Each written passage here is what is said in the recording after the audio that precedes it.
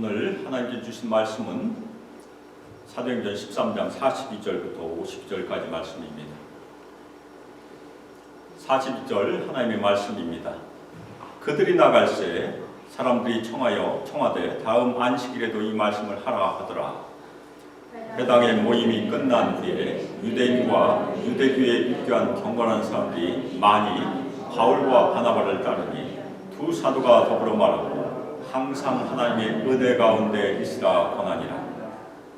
그 다음 안식일에는 온 시민이 거의 다 하나님의 말씀을 듣고자 하여 모이니 유대인들이 그 무리를 보고 시기하기가 가득하여 바울이 말한 것을 반박하고 비방하고 바울과 바나바가 담대히 말하여 이르되 하나님의 말씀을 마땅히 먼저 너에게 전할 것이로되 너희가 그것을 버리고 영생을 얻게 합당하지 않은 자로 자처하기로 우리가 이방인에게로 향하노라.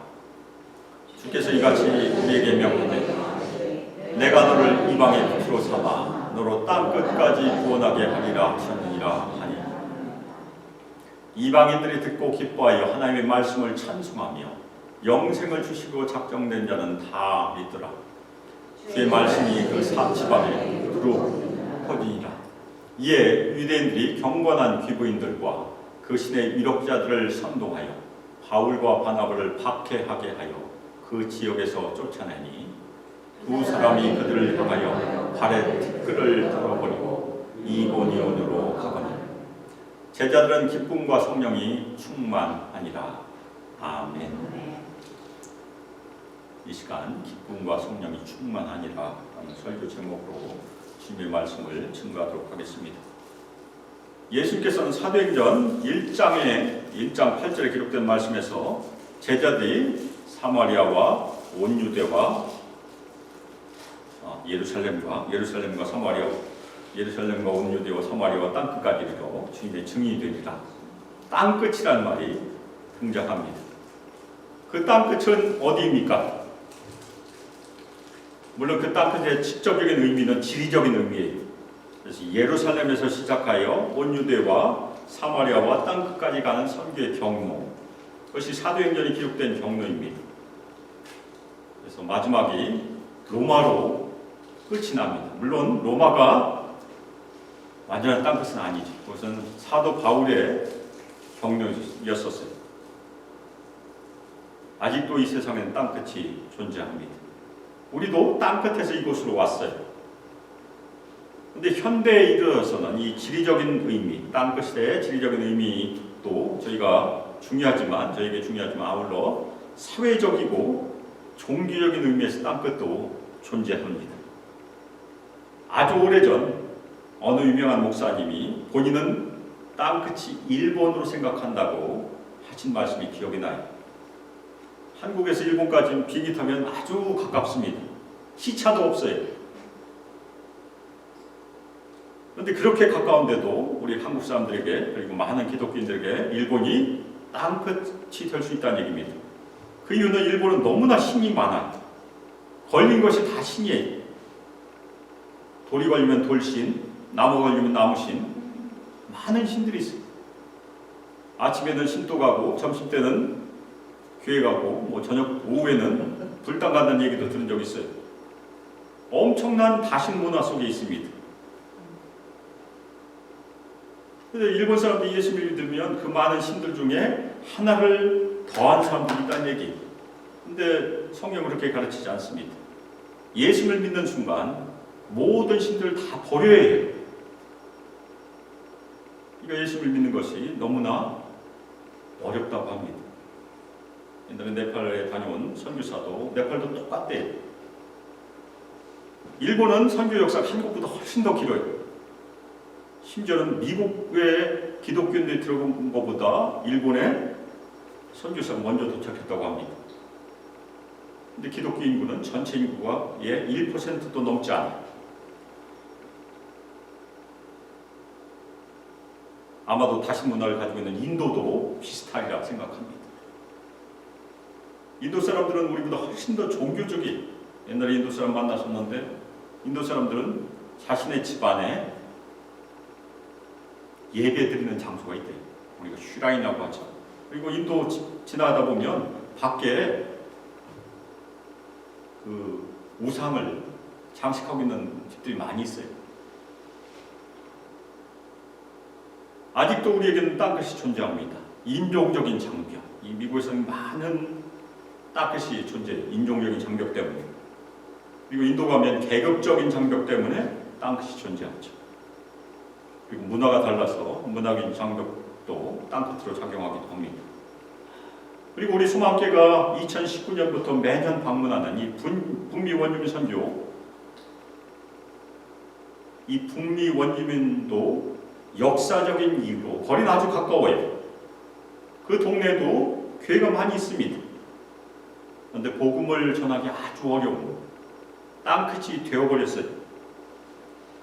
북미 원주민들은 서구 기독교인들이 처음 이 땅에 왔을 때는 복음을 아주 잘 받아들였대요. 어느 부족은 90% 정도가 예수님을 믿기도 했다고 합니다. 저희가 방문하지는 않았지만 모이칸이라고 약간 밑에 있는 스탁브리지 문세라고 저희가 부르는데, 거기는 원래 기독교를 많이 믿는 사람들이 모여있던 공동체였었어요. 거기에 가면 그 사람들의 말로 번역한 성경도 지금 전해집니다.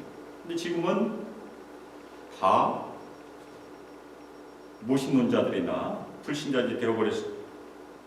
왜 그렇습니까? 석유 기독교인들이 그 이후에 이 원주민들의 땅을 강탈하고 쫓아내고 학살을 했어요. 그래서 결국 이 원주민들은 석유 기독교인들이 믿는 기독교를 아주 증오하게 된 것입니다. 백인의 종교라고 생각해요. 그래서 그들이 예수를 믿으면 원주민 그 사람을 백인이라고 부른대요. 그냥 욕이에요. 그게 You are white 하면 그게 좋은 말이 아니고 욕입니다.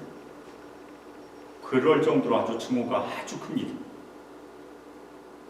그래서 우리가 원주민 선교에 갈 때마다 땅 끝을 놓고 우리가 기도해야 돼요. 그들의 마음이 열리도록.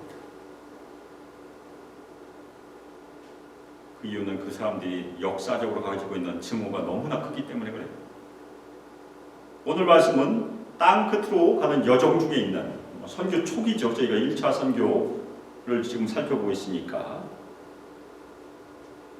그때 일어난 사건들 저희가 같이 살펴보고 있습니다. 우리가 사도행전의 사건들을 볼 때마다 항상 기도해야 될 것이 무엇입니까? 그 복음의 열정이 우리 마음에도 불리듯 일어나기를, 홀홀 타오르기를 기도해야 됩니다. 그래야 우리도 전도할 수 있습니다. 오늘 말씀의 배경은 비시디아 안디옥 회당에서 일어났던 일이, 안식일에 바울과 바나바가 들어가서 바울이 예수님에 대한 복음을 증거했습니다. 유대인들이 십자가에 못 박아서 처형했지만 하나님께서 다시 살리신 그 예수가 이스라엘 구주이시다, 메시아이시다, 그렇게 증거했습니다.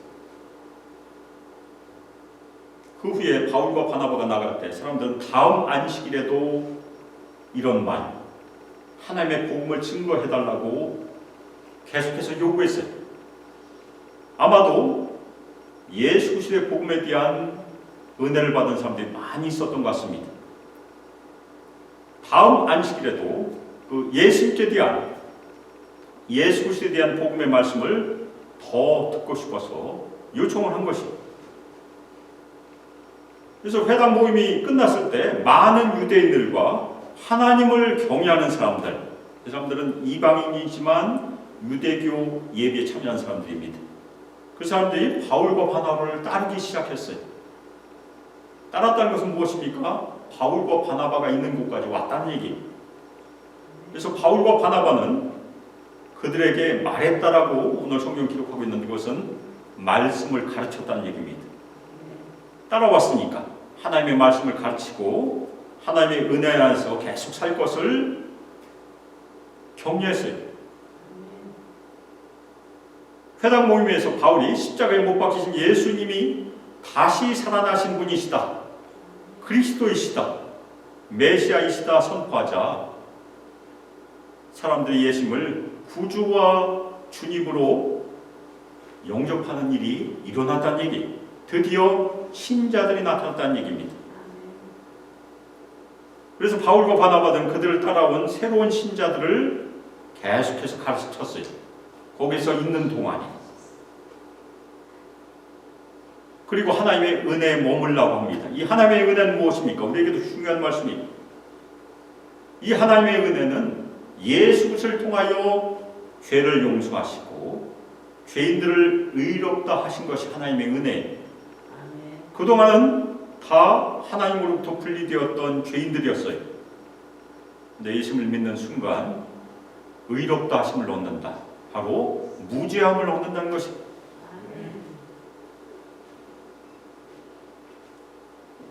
바로 이 순간이 비시디아 안디옥에서 믿는 자들의 새로운 공동체가 생기고 있는 그런 장면이에요. 교회가 생기고 있었다는 얘기입니다. 다음 안식일에는 더 많은 사람들이 몰려들었어요. 여기가 회당 아니라고 생각하실 필요는 없어요. 회당 아니라고 하면 이 많은 사람들이 들어갈 수가 없으니까 아마도 회당 앞에였을 가능성이 큽니다. 회당 안에 들어갈 수가 없었어요. 왜 그렇습니까? 그 도시의 대부분의 사람들이 모여들었어요. 이 복음에 대해서 이처럼 큰 관심을 가지고 오늘날에도 사람들이 몰려든다면 얼마나 좋겠습니까?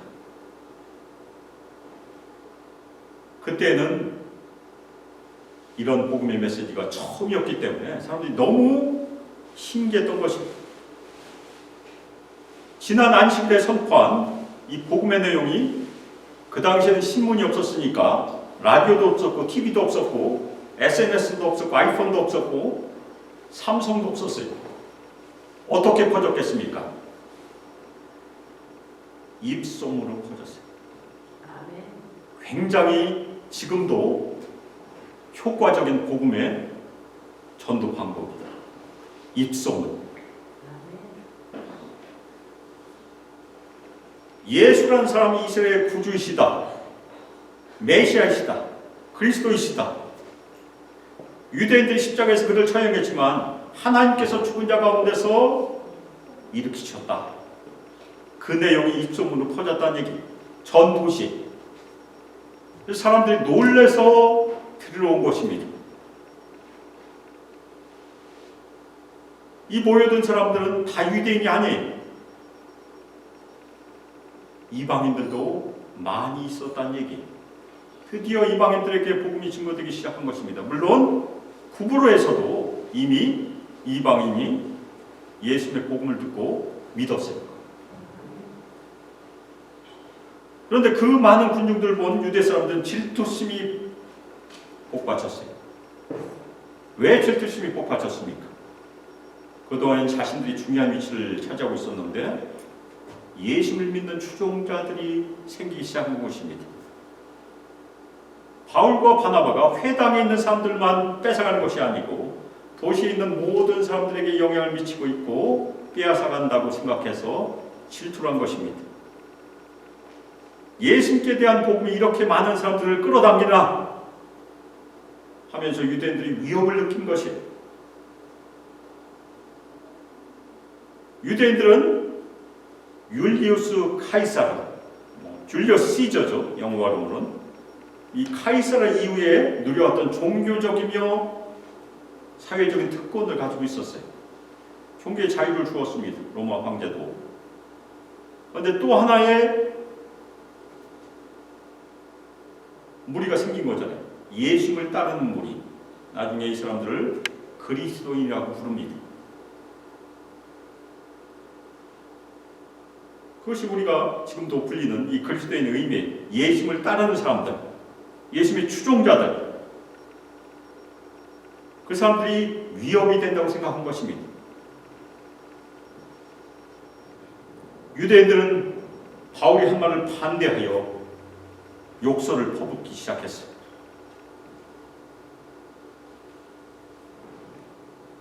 지금도 유대인들은 기독교인들에 대해서, 특별히 예수에 대해서 좋지 않은 견해를 가지고 있는 것이 사실입니다.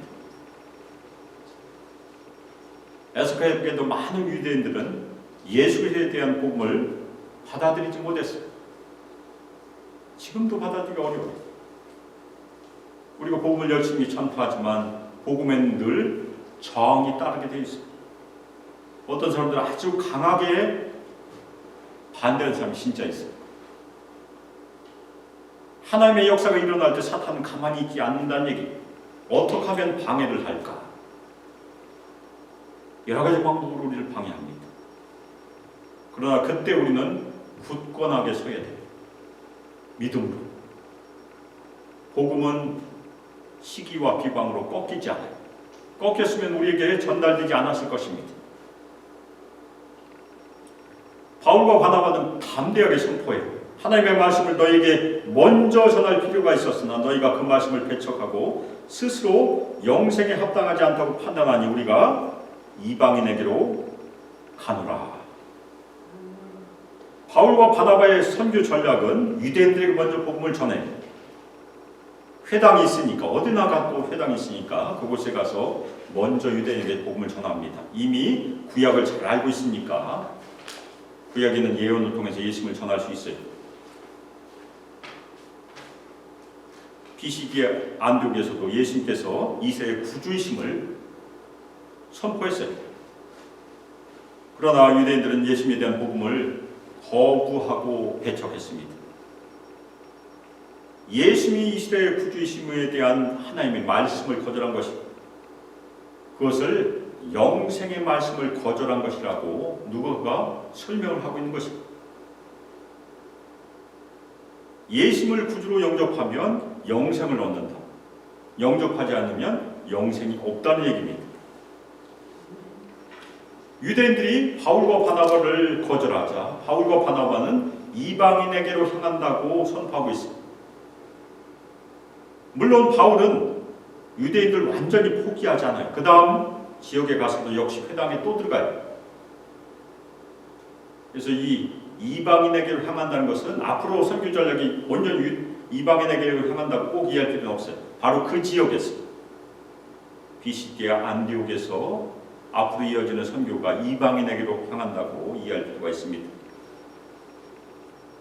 바울은 계속해서 유대인들에게도 예수님이 구주이시고 메시아이심을 선포해요.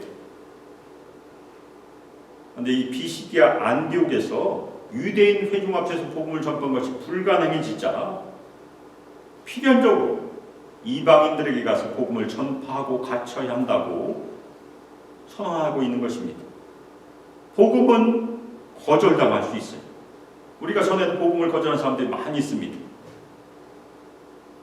저도 옛날에 저에게 복음을 전하는 친구를 거절한 적이 있어요. 아주 매몰차게 거절했습니다. 제가 대학 다닐 때 제 친구가 기독교인이었는데 저에게 전도하자 제가 뭐라고 대답했겠습니까? 짧은 말이요. 너나 믿어. 최근에 그 친구와 또 연락을 한 적이 있어요. 그 친구가 너무 신기할 거예요. 그렇게 거절했던 사람이 예수님을 믿고 목사가 되었으니까 얼마나 신기하겠습니까? 아멘. 복음을 거절한다고 해서 복음이 멈춰지는 것은 아닙니다. 하나님의 구원은 거부하는 자들에게서 갈망한 자들로 옮겨가게 되어 있습니다. 한쪽에서 거절하면 한쪽으로 문이 열린다는 얘기. 오늘도 마찬가지. 마음을 닫는 사람들은 복을 잃게 되어 있습니다. 마음을 여는 자는 영생을 얻게 되는 것이 복음의 원칙이에요. 우리는 누가 그럴지 몰라서 복음을 전하는 것입니다. 차라리 이마에 복음을 전할 사람, 안 전할 사람 이렇게 써놓았으면 얼마나 좋겠어요. 그런데 우리는 몰라요. 그래서 우리는 누가 영생을 얻기로 작정된 사람인지 모르니까 많은 사람마다 복음을 전해야 돼요. 바울은 구약에 있는 이사야 49장 6절 말씀을 인용하여 선포합니다.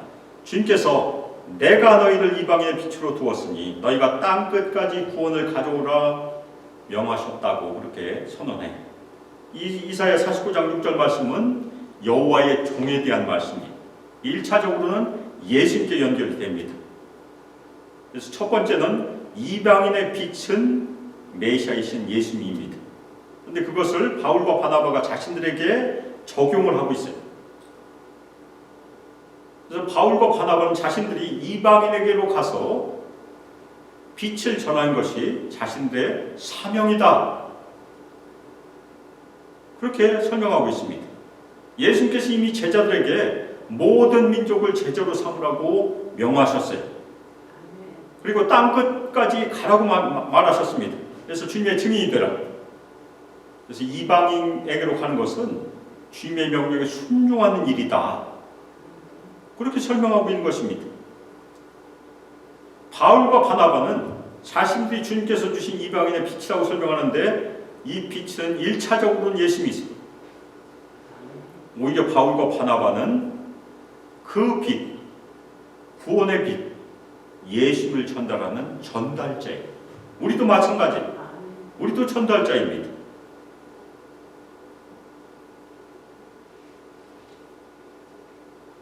우리가 플래시를 비춘 것을 상상해 보시면 돼요. 우리는 플래시가 아니에요. 플래시는 우리의 손에 있죠.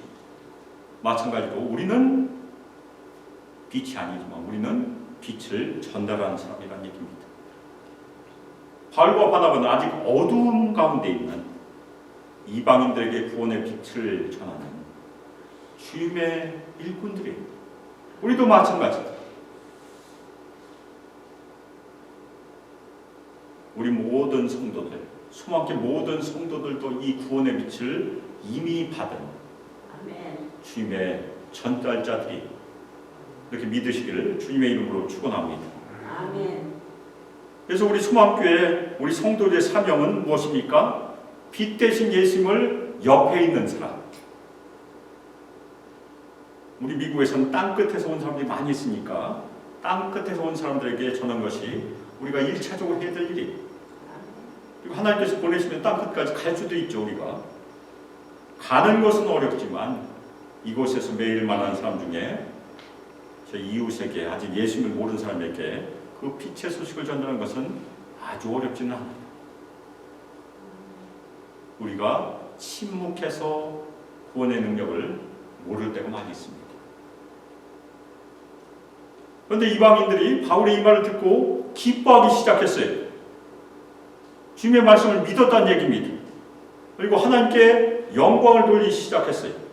그리고 그 다음에 영생을 얻도록 작정된 많은 사람이 믿었다고 누가가 기록하고 있습니다. 이 영생을 얻도록 작정된 사람들을 우리가 어떻게 이해해야 될까요? 우리가 예수를 믿는 것은 우리의 뜻이나 능력이 아니라는 얘기예요. 하나님의 작정으로 된다. 에베소서 2장 8절 9절 말씀에 의하면 믿음은 하나님의 선물이에요. 따라서 우리가 예수를 믿고 구원받았다고 믿는 것은 우리의 자랑이 아닙니다. 우리는 자랑할 것이 아무것도 없어요. 하나님께서 은혜를 부어주셨으니까 우리가 믿었어요. 오히려 겸손하게 하나님께서 은혜로 우리를 구원해 주신 것을 감사하는 것이 우리 성도들이 가져야 될 태도예요. 하나님께서 작정하셨다 이거 어디 가서 잘못 얘기하면 교단이 다르면 많은 싸움이 일어납니다. 그래서 보통 우리가 이것을 retrospect, 그러니까 이미 구원받은 자가 거꾸로 하나님께서 자신에게 일어난 일을, 자신에게 하신 일을 거꾸로 바라보는 그 측면에서 저희가 보면 싸움이 일어날 필요가 없어요. 우리는 이미 구원받았습니다. 그런데 우리가 어떻게 구원받았는가를 거꾸로 보는 것입니다. 하나님께서 우리의 인생 가운데 작정이 있었다. 아멘입니까? 아멘. 우리는 누가 영생을 얻도록 작정하셨는지 몰라요. 이마에 써져 있으면 얼마나 좋겠습니까? 골라서 전도할 수 있으니까. 전혀 몰라요. 하나님께서만 아신다는 얘기입니다. 그래서 우리가 해야 할 일은 모르니까 만난 사람마다 물어볼 수 있어요. 한국 사람끼리는 교회 다니십니까? 물어보면 돼요. 그냥 교회가 다니십니까? 그런데 한국 사람이 아니면 예수 아십니까? 뭐 그렇게 물어봐도 되겠죠. 최근에 고구마 전도법으로 유명하신 김기동 목사님의 인터뷰를 본 적이 있었는데, 우리가 이민사에서 엘리카시티 이 근처에서 교회 다니는 사람들은 대부분 다 다녀요. 전도하기가 쉽지 않아요. 그럼 우리가 어떻게 한인교회로 성장할 수 있을까? 그분의 조언은 아주 심플합니다. 외국 사람들에게 전도하다 보면 한인교회도 하나님의 은혜 가운데 더불어 성장할 수 있다. 아멘. 아멘입니까? 아멘. 우리가 영어를 잘 하지 못하지만 할 수 있는 대로 예수를 전할 수 있습니다. 오늘 우리 차경상 권사님께서 간증하셨지만 호청코에서는 진짜 예수를 전하는 일이 있었고, 어머니와 딸, 친구해서 세 사람이 믿었어요. 처음 선교에 참여한 사람. 그래서 낚시 갈 때, 저도 낚시 좋아하지만 제일 무서운 사람이 누구인지 아십니까? 처음 낚시 온 사람. 제일 많이 잡는데. 이게 선교 갈 때 제일 무서운 사람이 누구입니까? 처음 선교에 참여한 사람.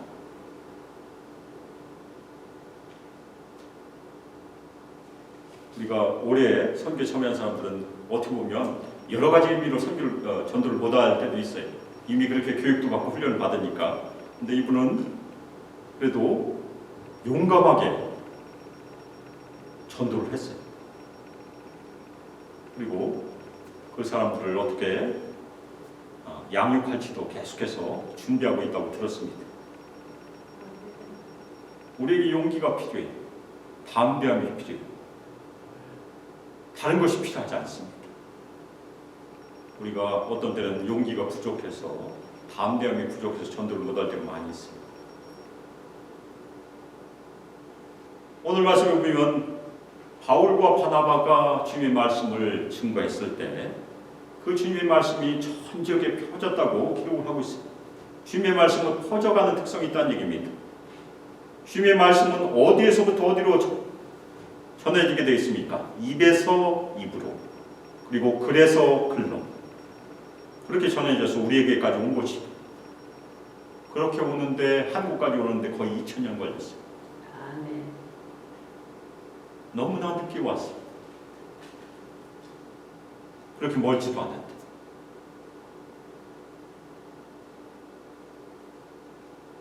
주님의 말씀은 지금도 퍼져나가야 됩니다.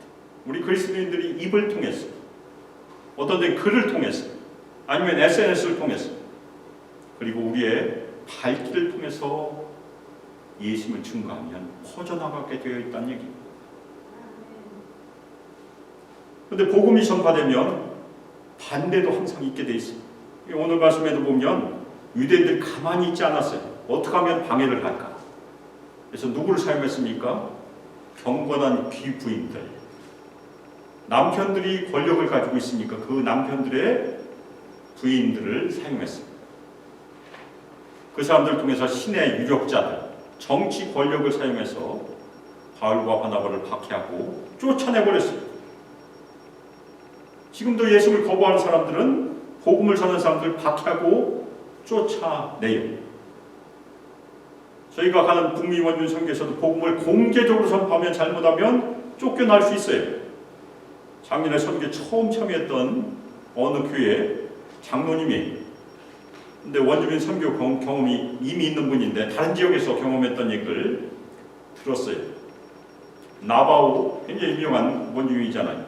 근데 나바오 방문해서 원주민에게 가서 머무르고 복음을 증거했다가 쫓겨났대요. 근데 원주민들 쫓아내면서 이렇게 말했다고 합니다. 너희들 백인들 같으면 맞고 쫓겨났을 것이다. 그래도 한국 사람이라 때리지는 않고 쫓아내게. 한국 사람은 그래도 얼굴이 비슷해요. 그래서 때리지는 않았다고. 이게 실제 있는 일이에요. 이번에 방문했을 때 메노미니 보호구역 안에 있는 교회가 있어요. 그 사역하신 목사님이 매트 목사님인데, 매트 목사님이 그 메노미니에 오셔서 이렇게 말씀하셨어요. Building trust comes with spreading the gospel. 영어로 그렇게 말씀하셨습니다. 제가 우리말로 번역하면, 신뢰를 쌓는 것은 복음을 전파하는 것과 함께 갑니다. 뒤집어주면 쫓겨날 수 있다는 얘기.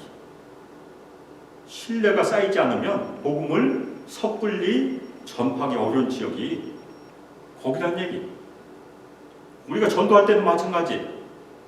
물론 처음 만나고 그 다음에 만날 이유가 없는 사람에게는 그냥 한번 복음 전하고 헤어지면 돼요. 비행기 탈 때 아니면 어디 갈 때 처음 만난 사람에게 그렇게 전도할 수 있습니다. 다음에 안 만날 것이니까. 그런데 매일 만나는 사람들 아니면 일주일에 한두 번 만난 친구들, 그 중에 예심을 안 믿는 사람에게는 신뢰가 중요하다는 얘기. 신뢰가 안 쌓여지면 예심을 전해도 믿기가 쉽지 않습니다. 그래서 우리가 이 땅에서 특별히 자주 만나는 친구들에게는 신뢰가 더 중요하다. 그것이 전도에 굉장히 중요해요. 그래서 우리 북미 원주민 선교팀도 매년 방문하면서 여러 가지 방법으로 신뢰를 쌓아가고 있어요. 저는 매년 갈 때 커피를 갈아가지고 가요. 왜 커피를 가지고 갈까? 2022년에 제 커피를 가지고 와서 거기 센터에서 일하는 여자분에게 커피를 손으로 갈아주냐고 제가 아주 팔이 너무 아팠어요. 엄청난 양을 손으로 갈았어요. 그 다음에는 제가 기계로 갈아가지고 미리 싸서 가지고 갑니다. 올해도 만났어요. 저를 만나면 항상 물어봐요. 제임스? 제가 제임스라는 별명을 쓰니까 너 커피 가져왔냐? 그래서 커피 가져왔다 또 줬어요. 그랬더니 올해 제가 온 다음에 전화를 받았어요. 그 여자분이 저에게 선물을 보냈다고. 텀블러 하나와 텀블러가 아니고 텀블러가 맞나요? 텀블러 하나 맞는 거예요. 모자하고 2개를 보내줬습니다. 그것이 신뢰를 쌓아가는 하나의 방법이죠. 매년 커피를 가져가는 것. 우리가 신뢰가 굉장히 중요하다는 것 꼭 명심하시길 바랍니다. 바울과 바나바는 쫓겨나자 항해하면서 발에 묻은 먼지를 떨어냈어요. 그래서 예수님의 말씀에도 기록된 얘기입니다. 그래서 누가복음 9장 5절을 보면 제자들에게 하신 말씀이 받아들이지 않으면 발에서 먼지를 떨어내라. 이것이 과연 어떤 의미일까? 여러 가지 의미가 있어요. 첫 번째는 복음을 받아들이지 않은 것에 대한 책임이 제자들에게 있다는 것이 아니고 안 받아들인 사람에게 있다는 얘기. 또 하나는 심판의 의미로도 이야기도 하는데 첫 번째 의미는 그 책임은 제자들에게 있지 않다는 얘기. 나는 여기와 상관이 없다. 그런 얘기죠. 그래서 바울과 바나바는 약 150km 떨어진 이고니온으로 가게 됩니다. 이 지도에 표시되어 있습니다. 피시디아 안디옥에서 남동쪽으로 이고니온으로 150km 떨어진 곳으로 갔습니다. 제자들은 쫓겨났지만 의기소침하지 않았어요. 오히려 계속해서 복음을 전했다는 기쁨과 성령이 충만했다고 누가가 기록하고 있습니다. 제가 이미 말씀드렸던 것처럼 우리 모든 복음의 빛을 이미 받아서 예수를 믿고 영생을 얻은 주님의 사람들이.